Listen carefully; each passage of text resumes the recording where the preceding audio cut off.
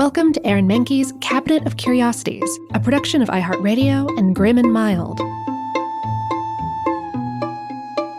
Our world is full of the unexplainable. And if history is an open book, all of these amazing tales are right there on display, just waiting for us to explore. Welcome to the Cabinet of Curiosities.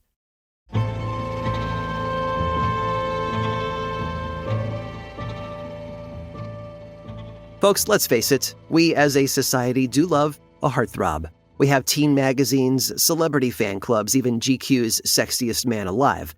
Back at the turn of the century, though, Americans were just as hungry for tabloid tales about ladies' men. And in Seattle, one of the last bastions of the Old West, the toast of the town was Harry Allen. Harry was unique. He was audacious, unapologetic, and open about who he was. He lived life exactly on his own terms. Now, perhaps that doesn't sound that unusual, but for a time, it was, because Harry was someone who, if he lived today, might call himself a trans man.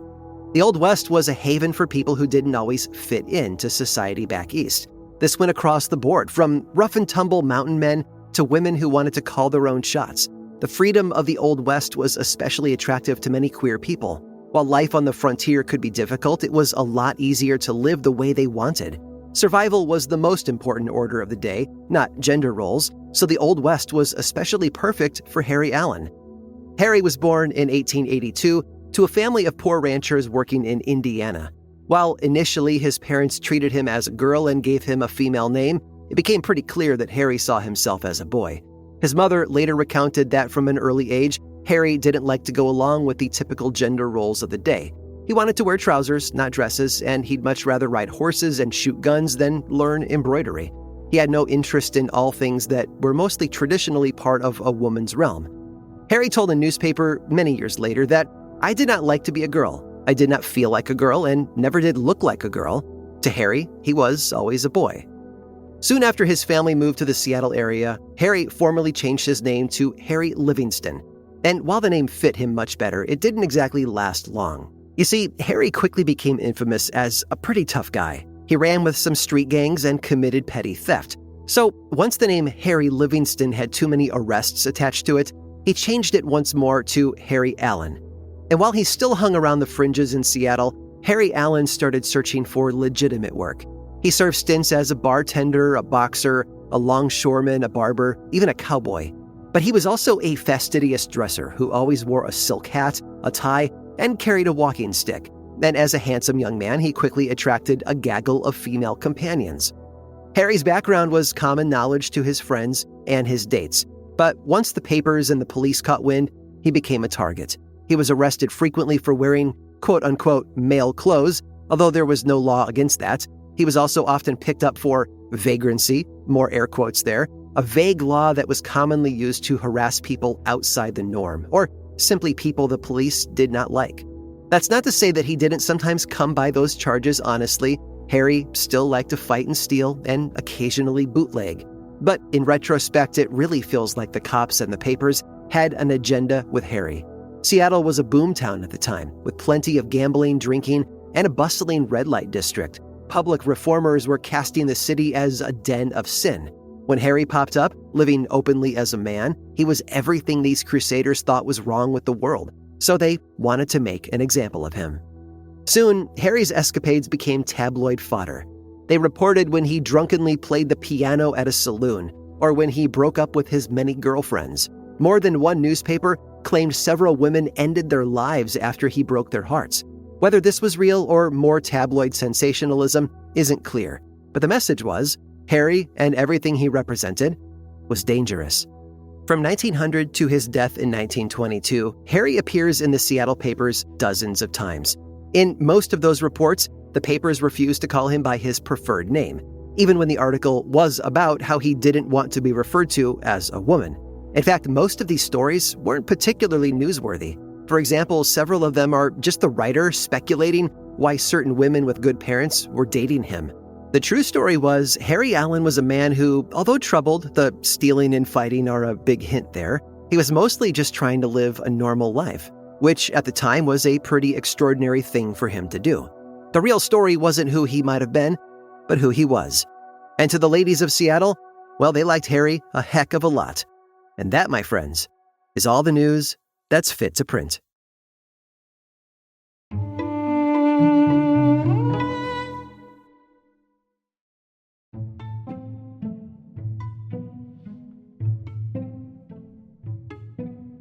The song 16 Tons by country singer Merle Travis is famous for its chorus. The singer shouts, "I owe my soul to the company store."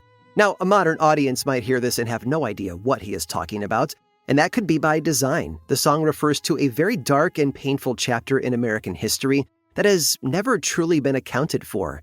A time that some people would rather we all forget. A time when coal miners in West Virginia, Kentucky, and Colorado were forced into virtual slavery and murdered by their own employers.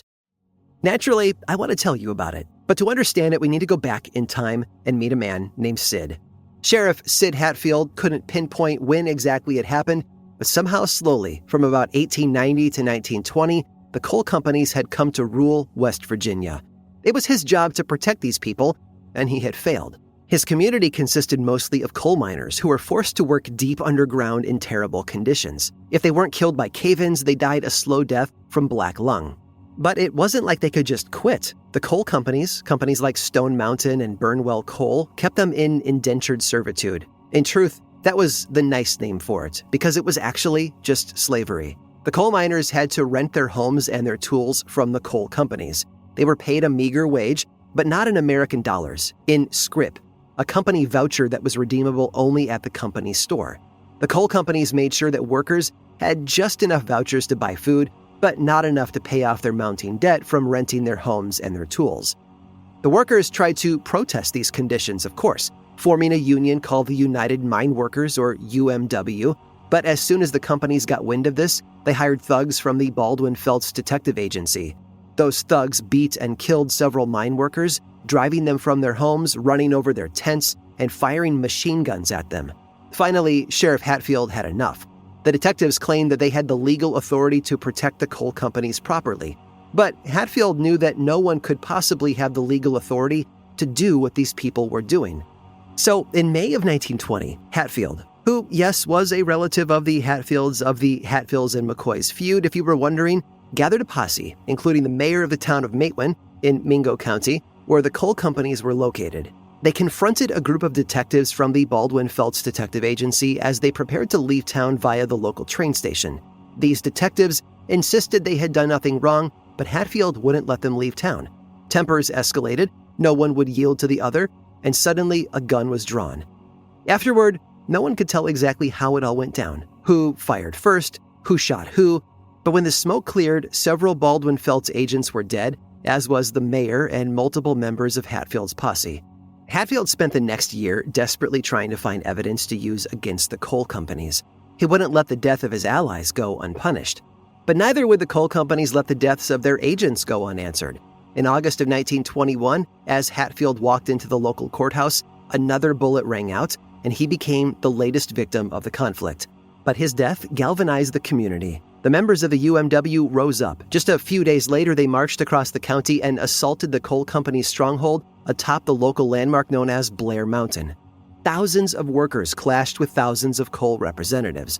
Both sides had heavy firepower, machine guns and Gatling guns, either smuggled in by train or left over from their service in World War I.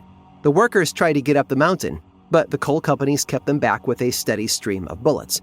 It's estimated that 1 million shots were fired during what came to be known as the Battle of Blair Mountain.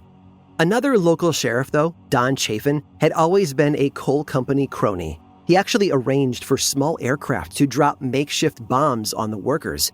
He and other law enforcement eventually sent word to federal authorities, and soon the army arrived, forcing everyone to lay down their arms. It was a stinging defeat for the Union. Dozens had died, and of course the blame fell mostly on them. Many Union members were tried for murder, although they were ultimately acquitted. However, the Union was bankrupted from their legal defense fees and eventually had to disband. Sadly, workers' rights in America wouldn't improve until President FDR created the Works Progress Administration in 1935. Even with that in mind, the United States has continued to struggle to enforce labor laws, with many workers still fighting in court for their right to unionize. No one is selling their soul to the company store these days, but it's a curious world where history often repeats itself. If workers' rights aren't respected, then the next battle of Blair Mountain could be in our own backyard. I hope you've enjoyed today's guided tour of the Cabinet of Curiosities. Subscribe for free on Apple Podcasts or learn more about the show by visiting curiositiespodcast.com. This show was created by me, Aaron Mahnke, in partnership with How Stuff Works. I make another award-winning show called Lore, which is a podcast, book series, and television show, and you can learn all about it over at theworldoflore.com. And until next time, stay curious.